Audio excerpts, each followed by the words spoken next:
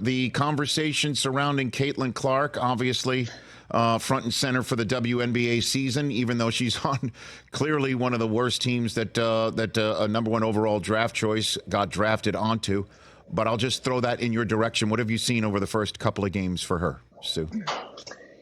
Yeah, not the best start. I'm sure she's feeling that right now. But that's part of adjusting to the WNBA, right? Maybe not having it happen this early, but part of professional sports is you're going to have some stretches that don't go your way. You're going to shoot bad. Your team's going to lose. And how do you respond to that? So I'm sure she would like those 2 games back.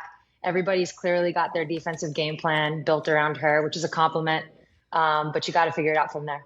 Well, I mean, when you first arrived on the scene up in Seattle, what were you facing coming out of UConn, having lost only 4 games in college, Sue?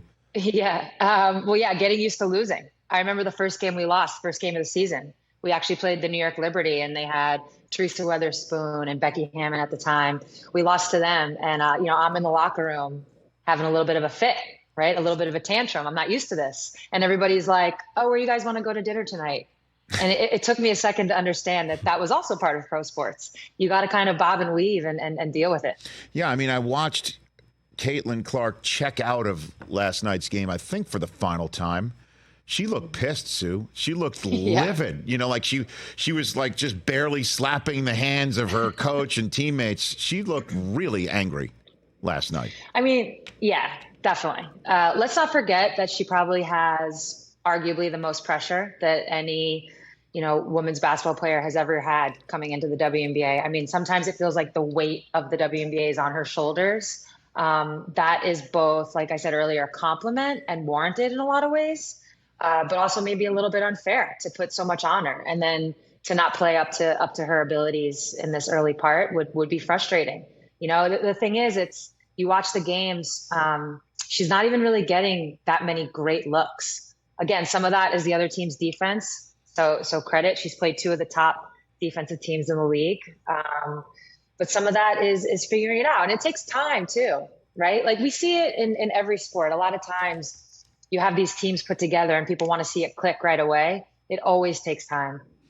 Do you think the commentary is infused with a disrespectful tone, talking about how good the opponents are that she's faced over the first 2 games, Sue? Like, this is a professional sports league that's been around 28 years. There are some really great professionals playing in it. I'm wondering how you take that part of the conversation here. That's definitely been the conversation. There's been a couple of moments that have led to the narrative around, Caitlin's greatness and it translating. And there's been some people that have, basically put her at the top of the mountain right away.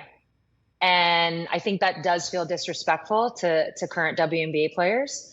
But at the end of the day, I mean, sometimes these conversations are good for sports. Like you want people going back and forth, even though it can be hard for the athlete at times. I think it is good long-term for the sport. But now everybody's saying the WNBA is obviously a legitimate professional league. I don't know what people expected. Diana kind of touched on this. It's basically the adult grown woman part of this. People, have been playing this game for a long time. Yeah, and she took a lot of heat. You're talking to Diana Taurasi. By the way, your mega cast, the 2 of you together, a lot of fun, Sue. By the way, for that, you're very welcome. She took a lot of heat for saying reality is coming, and kind of proven correct over the first 2 games. Again, it's a long league. We're marathoning. We're not sprinting, but I think she's kind of been proven correct. Yeah, I mean, to me, the sad thing was just how it all played out, right? Having to have WNBA players, myself as a former one, Diana as a current one, and a lot of others being pitted against Caitlin. I thought that was really unfortunate because that's not the reality. Nobody was questioning Caitlin's ability. Nobody was questioning Caitlin's popularity, what she's done for the sport. How could you? I think at the end of the day, it's just competitive athletes talking about what they've already been through. So that was kind of the unfortunate part of it. I don't think that, saying a college player is going to have to adjust to a professional league is that crazy. but it led to this conversation. And again, at the end of the day, the proof was always going to be in the pudding. There was just like that 3 weeks of agony where we had to kind of wait from when the college season ended to the start of the WNBA. We all had to wait, and all you could do was talk. And the narratives that got thrown around, like I said, I think it was really unfortunate.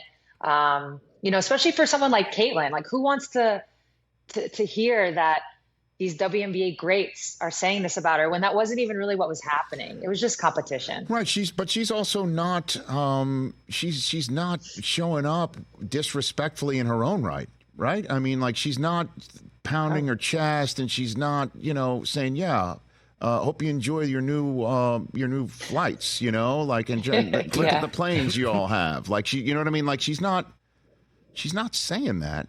Right. No, not at all. No, I mean, you can't say enough about how she's handled all this. It's incredible. And again, I think the unfortunate part was it was going to all what? Whether Diana was right or the quote unquote new fans we keep hearing about all the time, whether they were right. It was all going to what? Fall on this kid in her home opener. So it all got, trumped up. It got bigger than it was. But here we are, and now we get to talk about it. Yeah, exactly. And Breanna Stewart even said last night after the game that she loved playing a packed house, full playoff atmosphere, which I imagine probably would not have happened in Indiana had they not, drafted Caitlin Clark, right? Like, coming off of an awful year like that, it wouldn't have been a packed house, is what I'm essentially saying, So no. Catch the Rich Eisen Show every single day on the Roku channel, 12 to 3 Eastern, for free.